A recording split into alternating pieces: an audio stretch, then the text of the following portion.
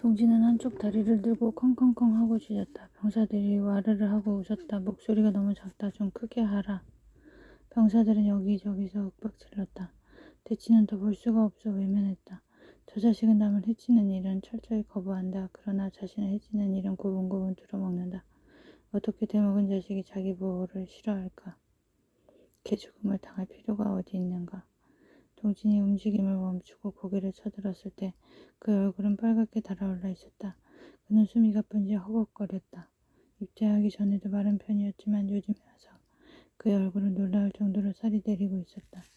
그 눈은 더욱 커져 항상 불안에 차 있었고 목은 더욱 가늘어져 있었다. 허약한 어깨는 꾸부정한 것이 곧 부서져 버릴 것만 같았다. 이제 정신을 차렸느냐? 오후에가 물었다. 네. 동지는 차렷 자세로 대답했다. 가는 목소리는 억지로 짜낸 것이었으므로 이상하게 들려왔다. 눈깔이 동태 눈깔처럼 썩은 것 같다. 아직 정신을 못 차렸다는 증거다. 지금부터 무릎을 꿇고 엎드려서 소대원들의 발바닥을 깨끗이 핥아라. 냄새가 좋을 거다. 실내에서 웅성거리는 소리가 일어났다. 이 같은 기합은 처음 있는 일이었기 때문에 모두가 흥미있는 반응을 보였다. 오후에 오장의 지시에 따라 소대원들은 양말을 벗고 발을 내밀었다. 동지는 그것만은 못하겠다는 듯 주춤거리며 서 있다가 오해가 몽둥이로 후려치자 하는 수 없이 무릎을 꿇고 엎드렸다. 개처럼 혓바닥을 길게 내고 맛있게 핥아라. 오해가 바싹 붙어서 따르며 말했다. 동지는 첫자리의 병사 앞으로 다가갔다. 가운데 발가락이 하나 없는 병사였다. 오랫동안 씻지 않은 탓으로 발은 시커멓게 때가 끼어 있었고 기키한 냄새가 코를 찔렀다. 동지는 눈을 감고 혀끝을 내밀었다. 그러자 엉덩이에 딱 하고 엉덩이가 떨어졌다. 이 새끼 누가 눈을 감으라고 했어. 눈을 뜨고 발바닥을 똑똑히 쳐다봐. 동지는 눈을 뜨고 준의 발바닥을 핥기 시작했다. 그러자 병사는 아이고 간지러워서 낄낄거리고 웃기 시작했다. 그 바람에 다른 병사들도 웃었다. 동지는 차례대로 핥아나갔다. 처음 몇 사람까지는 냄새 때문에 거의 참을 수 없을 지경이었으나 좀 지나자 거의 감각이 없어져 갔다. 소홀히 하거나 하면 오후에 몽둥이가 날라왔기 때문에 동지는 정성스레 핥아나갔다. 대치 앞에 이르렀을 때 동지는 눈을 들어 그를 바라보았다. 대치는 발을 내밀지 않고 있었다. 마주친 두 사람의 시선이 복잡하게 얽혀졌다.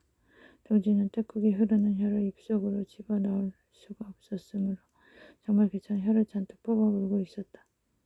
그것이 부끄러웠던지 그는 고개를 숙여버렸다. 눈물이 마룻장 위로 뚝뚝 떨어졌다. 어서 발을 내밀어. 그는 울면서 대치에게 말했다. 대치는 그대로 앉아있었다. 그때 오해가 몽둥이로 대치 어깨를 후려쳤다. 굴곡해진 대치는 벌떡 일어서서 오해를 노려보았다. 그의 코밑에서 오해의 시선이 당황하게 빛났다. 그러나 오해는 이내 사나운 표정을 지으면서 대치의 뺨을 후려쳤다. 이 새끼 나한테 대드는 거냐? 앉지 못해? 대치는 이랑 먼저 돌을 주저앉았다. 뒷날을 봐서 오해의 몽둥이가 또 그의 어깨 축지를 내려쳤다. 다른 사람 같으면 어깨를 쌓아안고 몸부림쳤겠지만 대치는 그러지 않았다. 그는 미간을 조금 찌푸리면서 양말을 벗었다. 대치의 발바닥을 향하여 동진의 혀가 접근했다. 혀는 그 앞에서 조금 망설였다. 그 모습이 우스워 실내엔 다시 복수가 터졌다. 대치의 발바닥은 비교적 깨끗했다. 동상에 걸리지 않으려고 그는 매일 발을 씻고 있었다. 그러나 일본 출신 병사의 발바닥을 핥는 것과 조선 출신 것과는 우선 감정부터가 달랐다. 두 사람 모두 착잡한 기분이었다. 자신들이 놀이객감이 되고 있다는 사실에 분노가 치밀었고 동지의 서글픔이 느껴졌다. 대치의 발바닥을 핥으면서 동지는 계속 눈물을 흘렸다. 대치는 벽을 바라보고 있었다. 그런데 함께 분노와 피해를 느끼던 그들의 감정이 조금 지나자 서로 엇갈리기 시작했다. 대치는 동진에게 죄의식을 느끼고 있었고 동진은 대치의 태도가 불투명하다고 생각하고 있었다. 동진의 이러한 생각은 어느새 적개심으로 변했다. 비굴한 자식. 용감한 체하면서 시키는 대로 들어먹는 비굴한 자식. 동진이 이렇게 생각하면서 다음 병사 쪽으로 기어갔다.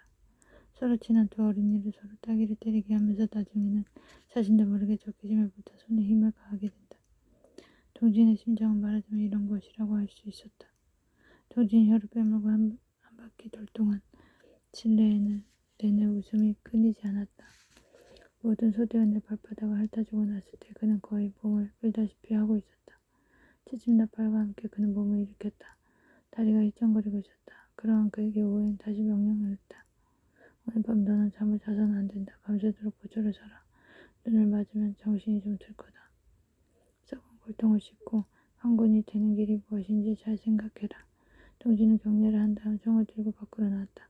운동장으로 뛰고 그는 허리를 굽히고 토했다. 대장까지 쓸어낼 듯이 그는 토하고 또 토했다.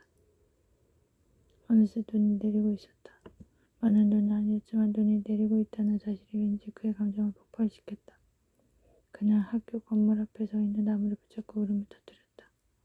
소리를 내지 않으려고 애를 썼기 때문에 몸이 격렬하게 떨렸다. 순간적이지만 그는 탈주를 생각했다.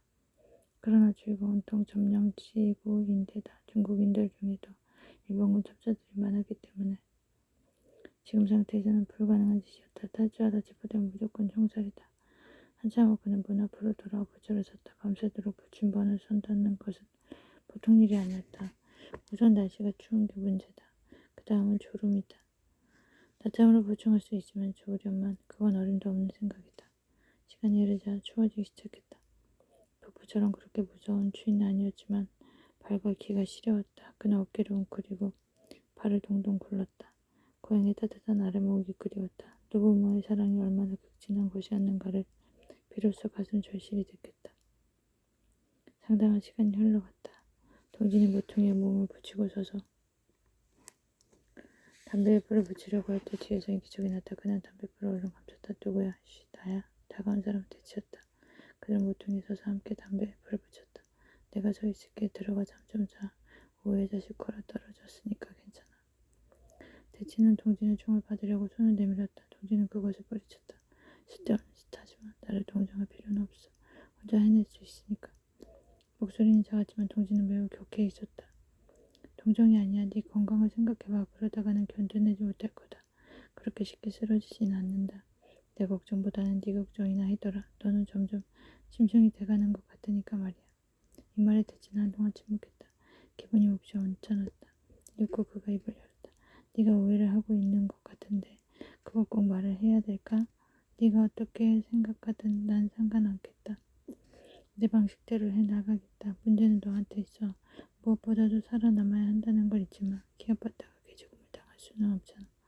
양심대로 한다면 도저히 명령 수행이 불가능하지만 자유 위해서는 하는 수 없어. 시키는 대로 하면 기합을 면할 수 있어.